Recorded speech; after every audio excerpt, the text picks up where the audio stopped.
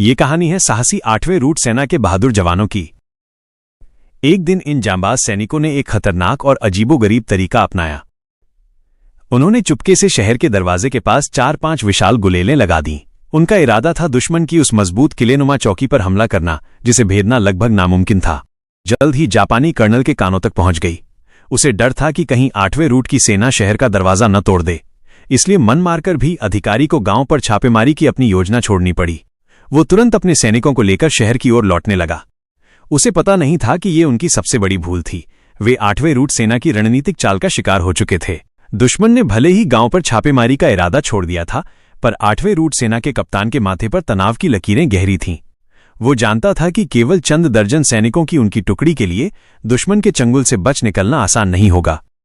और हुआ भी यही जैसा उन्होंने सोचा था। पहले हुए धमाके की आवाज ने और अधिक दुश्मनों को उनकी तरफ खींच लिया था। भले ही सैनिकों ने लड़ो और पीछे हटो की रणनीति अपनाई, लेकिन दुश्मन की अतिरिक्त फौज ने उन्हें कसकर घेर लिया। वे जीत हासिल करने के बजाय खुद ही फंसते जा रहे थे। हालात तब और बिगड़ गए जब गांव से वापस लौटे दुश्मन सैनिक भी मौके पर पहुंच गए।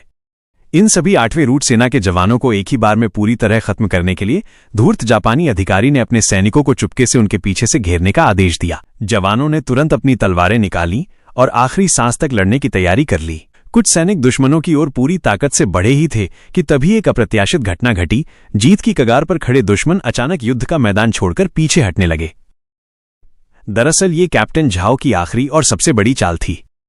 दुश्मन का ध्यान भटकाने के लिए कैप्टन झाओ कुछ ग्रामीणों को लेकर मुख्य सड़क पर पहुंचे। उन्होंने जानबूझकर धूल का एक विशाल गुबार उठाया और जोर जोर से गाना गाना शुरू कर दिया। जापानी अधिकारी ने दूर से जब धुएं के गुबार और साथ में इतनी बड़ी हलचल को देखा तो वो तुरंत समझ गया कि ये 8वें रूट सेना की मुख्य टुकड़ी है जो शहर के दरवाजे की ओर बढ़ रही है।